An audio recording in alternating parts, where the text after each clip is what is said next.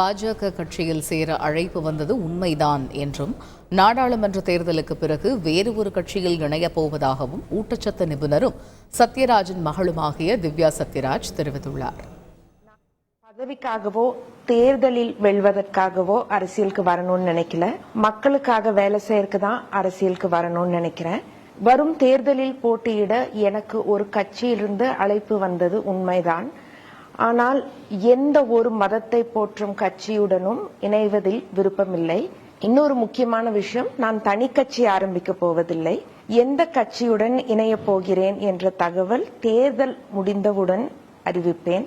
புரட்சி தமிழன் தோழர் சத்யராஜ் அவர்களின் மகளாகவும் ஒரு தமிழ் மகளாகவும் தமிழ்நாட்டின் நலன் காக்க உழைப்பேன். I will selflessly work for the health and happiness of my state and my people.